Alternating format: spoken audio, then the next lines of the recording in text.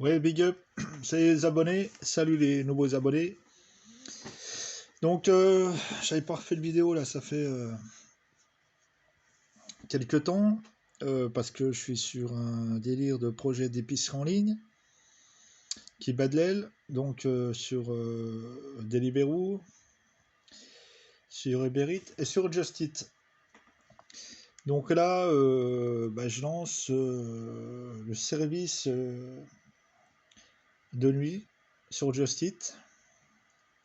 Ça devait être sur Uber Eats aussi, mais ils m'ont pas mis le menu à jour, donc moi je peux pas le modifier moi-même, donc du coup ça serait pas, je sais pas ce qui branle, donc ça sera pas sur Uber Eats là. Donc c'est voilà, c'est dispose sur Just Eat. Donc à voir si s'il y a de la demande, mais j'ai tellement de chance que je sens qu'il y a rien qui va se vendre. Parce qu'apparemment c'est la pillable, c'est l'alcool qui se vend plus la nuit. Donc là aujourd'hui j'ai le seum, un truc de ouf. Alors ce qui s'est passé c'est que j'ai reçu un mail de ma banque me disant que j'ai eu une saisie attribution des impôts à qui je dois, qui me clame du fric pour le paiement des revenus 2020 générés en tant qu'auto-entrepreneur avec Deliveroo. Alors ils m'ont rajouté 149 euros en plus, donc ils me réclament 1491 euros d'impôts. Donc ils ont voulu me piquer du fric en douce. Ça n'a pas marché. Parce que j'ai pas la thune sur le compte, donc du coup la banque aussi me fait des frais de 20 euros de rejet. Donc bon, je m'y attendais pas tout de suite, mais je savais que ça finirait par arriver. Sachant que je suis là en plus dans une mauvaise passe, que je suis toujours coursier partenaire Deliveroo, et que les prix sont de plus en plus à la baisse et que je reçois de moins en moins de commandes, j'ai même plus la motivation d'aller travailler en journée tellement que ça me déprime, et de force est de constater que en fait je me fais niquer la gueule dans l'affaire, quoi. Je rends service, mais je me fais niquer la gueule. Il me pique mon fric, quoi. J'ai les cotisations URSSAF, les taxes, les machins, plus les impôts. Derrière, avec la réforme des appels, les appels ont sauté. T'as pas d'aide. Zombie, j'ai besoin d'un vélo neuf pour travailler, pour être plus performant. T'arrives pas à obtenir un putain de crédit, ne serait-ce pour acheter un putain de vélo pour travailler, alors que de l'autre côté, ils dépouillent. Aide de l'État Covid, 0 euros. Donc je m'aperçois que dans l'affaire, on se fait non seulement exploiter, sous-payer, à ce moment-là, et que de l'autre côté, ces bâtards, ils sont juste là pour te piquer du fric. Ils se disent, du moment que tu travailles, que tu as des rentrées d'argent quelles que soient, écoute, tu es en mesure de payer, donc on va t'enlever tes aides sociales, donc la CMU, tu l'oublies, tu vas prendre une mutuelle. Là, enfin plein de trucs, les APL, écoute, tu payeras ton loyer, tu te démerdes, tu auras droit à que dalle, hein, en aide sociale, t'oublies, et puis, et puis tu te démerdes, tu peux rien emprunter, enfin, si t'as pas un cautionnaire, il faut des garanties, quoi, enfin. Donc, voilà, je suis en train de fumer de la tête, là j'ai la tête qui tourne, je vois tout tourner. Je m'aperçois, je me fais enculer à sec comme il faut dans l'affaire. C'est moi qui est censé, par le biais du travail, bon, voilà, normalement tu dois pouvoir te mettre bien, quoi. Je veux dire, si tu charbonnes, nous on prend des risques assez énormes en travaillant jour et nuit, sous la pluie, par tous les temps. On est soumis à des accidents. Moi, ça m'est déjà arrivé de se faire percuter par des bagnoles et tout. des chutes et tout. Bon, c'est assez dangereux quand même. Faut pas croire, donc on n'a pas de prime de risque. Et voilà, et de l'autre côté, quand on est payé comme ça à la tâche, et en plus ça tire vers le bas, bah, avec un système économique comme ça, les clients ne payent pas les frais de livraison, ni les commerçants mettent la main à la poche, personne. Donc forcément, comment tu veux qu'ils nous rémunèrent? C'est à bout d'un moment, ils travaillent à perte, quoi. Je sais pas comment ils font, mais faut être réaliste. Donc faut que les clients obéissent, moi. Les services, bon, j'ai pas été là que je propose sur les plateformes, j'ai pas été trop gourmand. Je me suis dit, on va mettre les frais de livraison à 5 euros, le minimum. Le minimum. Donc voilà. Un service, ça se paye, il faut pas croire. Parce que nous, c'est du brut, c'est du 23% sur une course à 3 balles, à 5 balles, c'est 23% qui te prennent dessus. Plus les impôts, plus tout le bordel. Bon. Plus les frais de fonctionnement, les frais de déplacement, les charges qui sont bah, le loyer, tout ce qui est des assurances, tout le bordel. Le garage, si t'as un véhicule, machin et tout. Bon, euh, les équipements et tout, bon, voilà, ça nécessite, il faut un fond de roulement, quoi. Euh, donc, voilà, je suis en train de fumer de la tête. Pétage de plomb, ça, c'est vraiment, voilà, ils sont juste là en fait pour te piquer du fric, ils veulent pas te voir bien, quoi, que tu sois, ils en ont rien à branler, ces fils de pute, ils te bloquent le compte, que tu crèves la dalle, que tu te retrouves, que tu payes plus payer ton loyer ou ci ou ça, ils s'en battent les couilles, ils déposent ces fils de pute et que tu te retrouves SDF ou quoi aux caisses, ils en ont rien à branler. Moi je comprends pas un truc, c'est que pourquoi bah, du moment que tu as des rentrées d'argent, pourquoi ils ne font pas payer des impôts tous les mois avec les cotisations URSSAF. Enfin, ils prennent ça se fait bon maintenant avec l'impôt libératoire 1,70%, mais ils te calculent encore à la fin de l'année, donc tu vas encore en redonner en plus. Ça devrait être, je pense, bah, mensuel, quoi, en fonction de tes revenus. Ben voilà, t'as imposable mensuel ou trimestriel. Donc parce que on t'a travaillé une année, mais là d'un mois à un autre ça fluctue, c'est les montagnes russes. Donc gros, voilà, là ça, le système me dégoûte complètement quoi. Quand je vois, voilà, on est des larbins, on est sous-considéré, on n'est pas considéré du tout. C'est euh, c'est vraiment ingrat quoi. C'est vraiment très ingrat comme truc. Donc là, voilà, tant bien que mal, je cherche des solutions pour développer ce projet d'épicerie en ligne. Alors, pour en revenir, oui, je vais parler ça aussi, pour en revenir à exercer une activité commerciale, et on va parler d'activité commerciale à domicile dans un logement type HLM social. Euh, alors, déjà, il faut regarder le bail, mais bon, le bail, il est fait pour que ce soit usage exclusif d'habitation. Parce que, en fait, c'est toute une question de taxes foncières. Tu as les taxes d'habitation et tu as les taxes foncières. Les taxes d'habitation, c'est sur l'habitation, et les taxes foncières, c'est sur les logements, les locaux commerciaux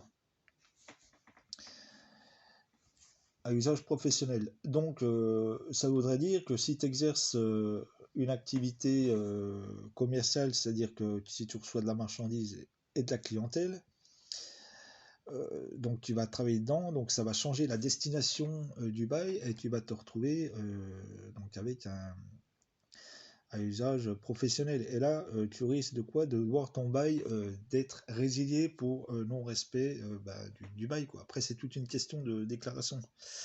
L'autre, il peut se faire taper sur les doigts et tout. Donc, il y a une possibilité.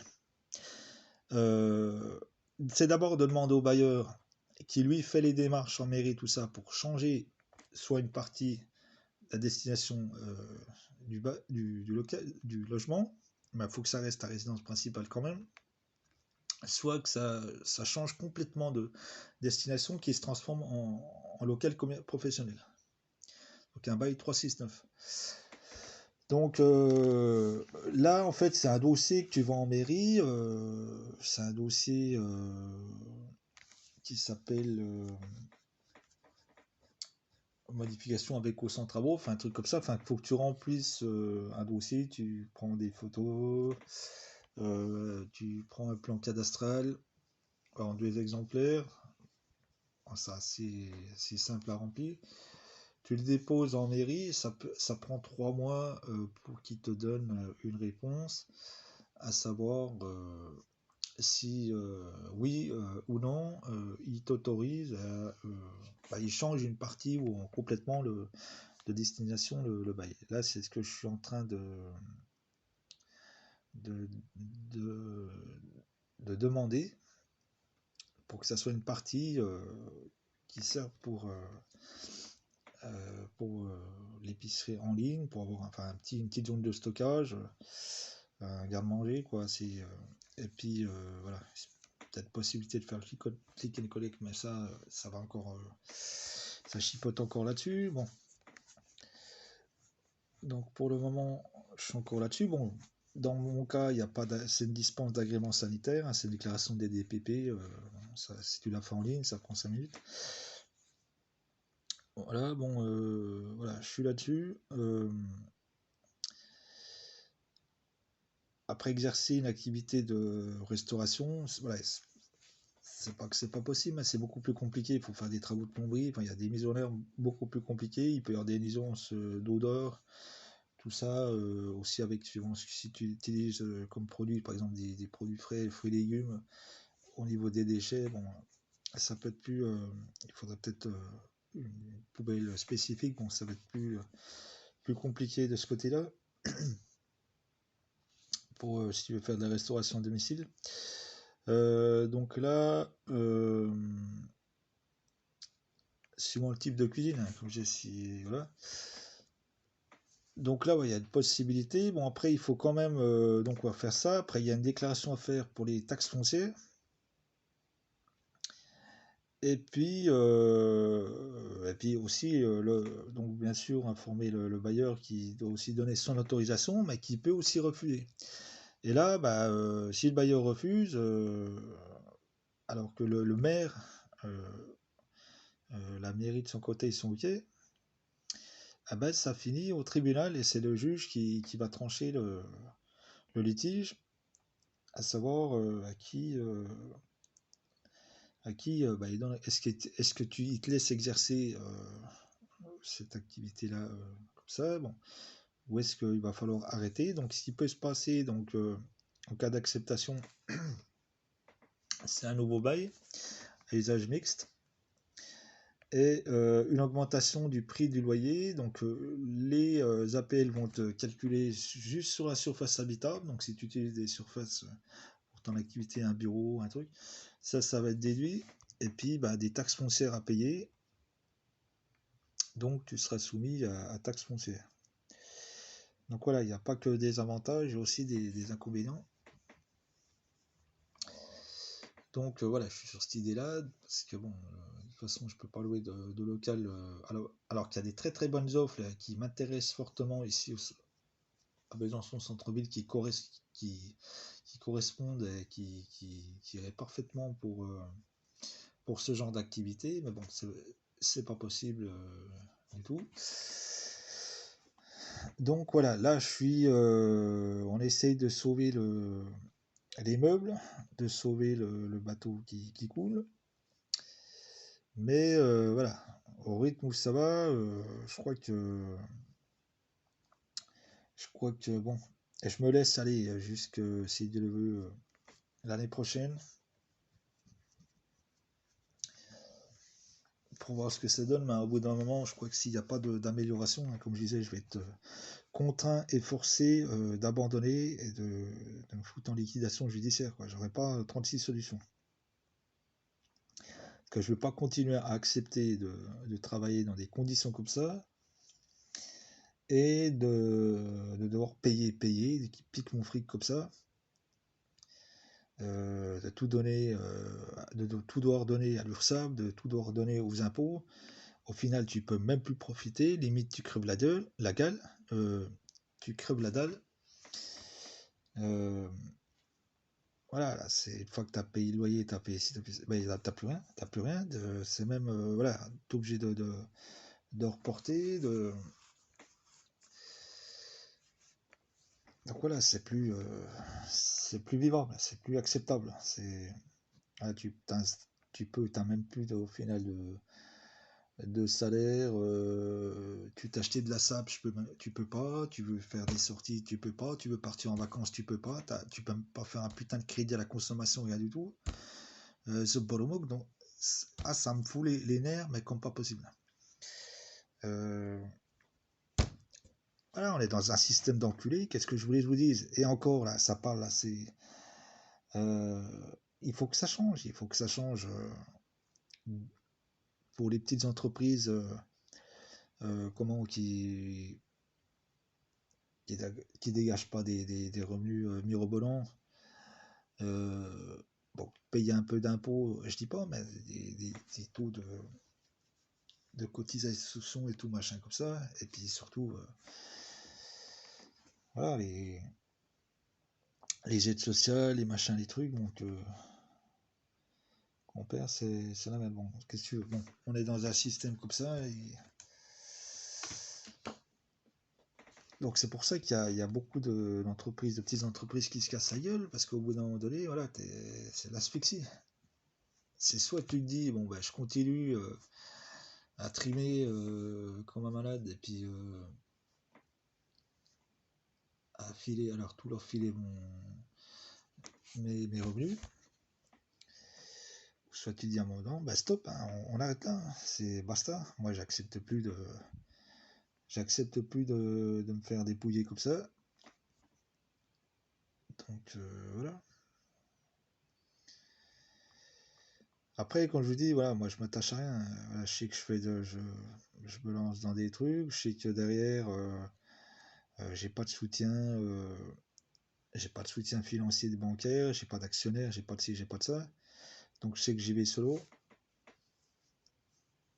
Donc de là, voilà, je m'engage moi-même personnellement dans un truc, à me dire, bon bah voilà, hein, c'est qui tout double, c'est un peu le jeu, la roulette russe.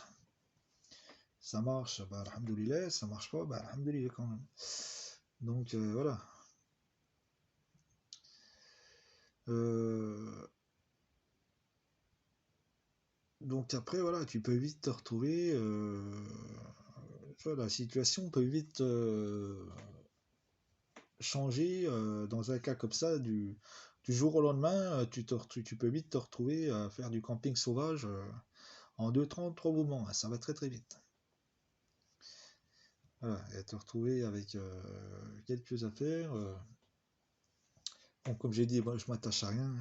Je me remets à Dieu sur les qu'on appartient, sur les qu'on fera tous retour.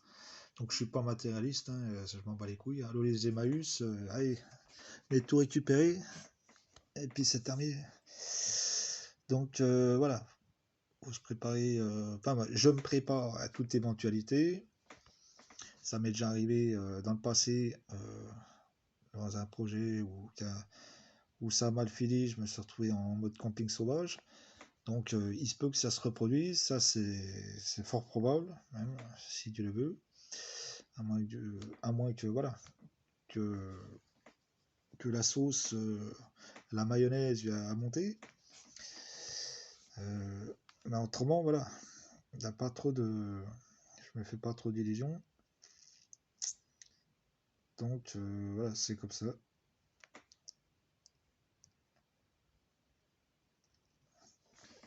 Après, voilà, il n'y a pas que l'argent dans la vie. Hein. La course aux richesses ne cessera de nous dominer. Enfin, plutôt, la course aux richesses ne cessera de nous dominer. C'est-à-dire qu'on court tous après l'argent, que lorsqu'on sera dans nos tombes enterrés. C'est à ce moment-là qu'on sera rectifié que cette envie de, de, de, gagner de l'argent abondamment, Il y en a, voilà, ils travaillent, ils passent tout leur temps, ils passeraient tout leur temps à charbonner, nuit et jour sans pouvoir profiter de la vie de tout ça. Et il y en a, ils sont tellement avares, ils ont la main collée au cou qu'ils vont, c'est des picsous, ils vont ramasser, ramasser, ramasser, rien vouloir dépenser tout ça. Enfin bref. Après, moi, voilà, je sais que je suis pas né dans une famille de millionnaires. Voilà, on n'a pas grandi, j'ai pas grandi dans un château. Je suis pas né avec une cuillère en or de la bouche non plus. Donc,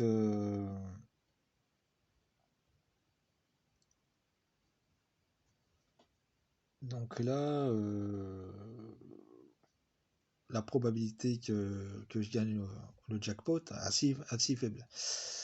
Donc voilà.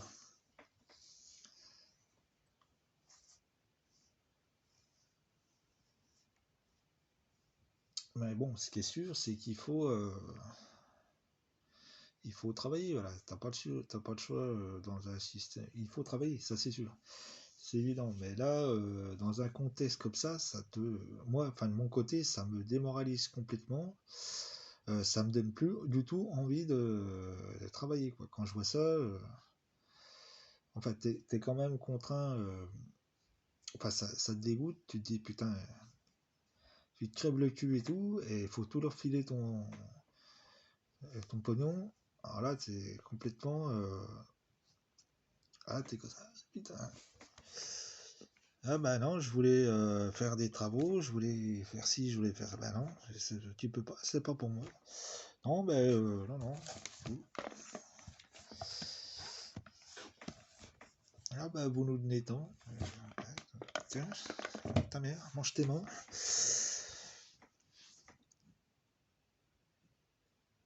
Donc voilà, c'est.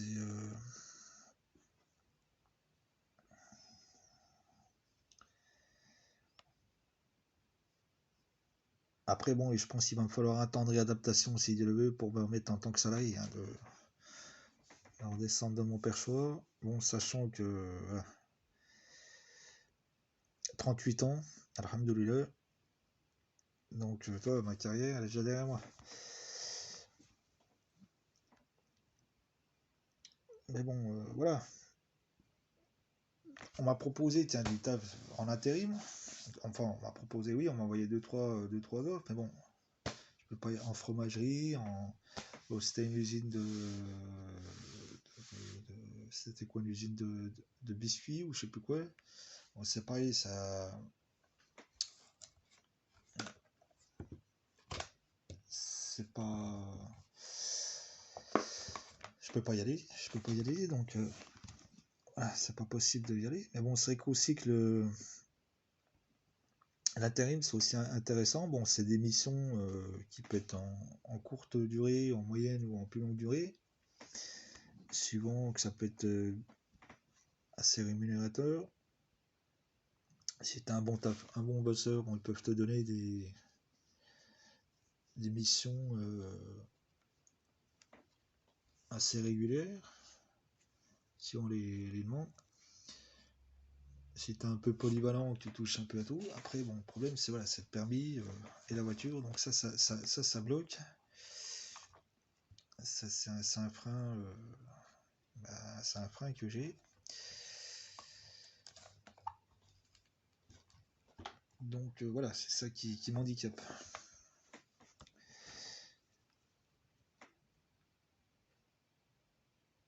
Donc j'écoute en même temps, je regarde si ça sonne, mais là, il n'y a pas de. Les commandes n'ont pas l'air d'arriver. Alors attends, comment je retourne le vendeur. Donc voilà le topo, quoi. Donc là,